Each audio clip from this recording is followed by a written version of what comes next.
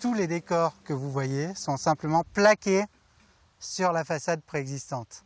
Presque tout ce que vous avez sous les yeux, c'est simplement du stuc. Devant ce château imposant, construit au XIIIe siècle et rénové dans sa dernière phase au XIXe, il est difficile d'imaginer que seuls quelques éléments de la façade sont en pierre, les autres en plâtre.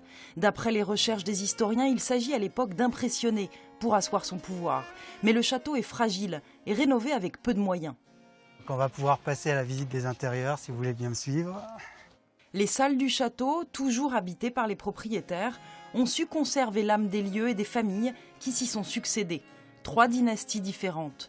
Une histoire riche qu'un groupe d'archéologues et d'historiens a voulu mettre en lumière.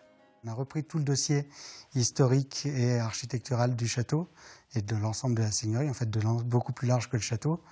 Et ça a permis de remettre à plat un certain nombre de choses, parce que beaucoup de choses qui avaient toujours été écrites ou dites sur Versigny, en fait, l'étude a permis de montrer qu'elles n'étaient absolument pas fondées. Je trouve ça vraiment fascinant, et ça on ne peut l'avoir que par les visites faites par les professionnels qui font des recherches très approfondies et qui ont accès à des informations que nous on ne peut pas avoir et qu'on trouve dans aucun guide en tout cas. Bon les Lionel, on va aller voir là où toute l'histoire a commencé, donc les fameuses archives de Versigny.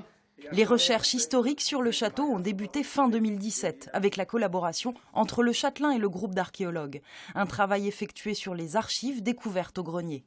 Versigny, c'est au démarrage un domaine royal qui passe de famille en famille, et pouvoir retracer cette histoire, c'est plein d'émotions, puisque on revit les différents propriétaires de ce domaine jusqu'à aujourd'hui, avec une approche très scientifique et très historique, donc sans erreur possible.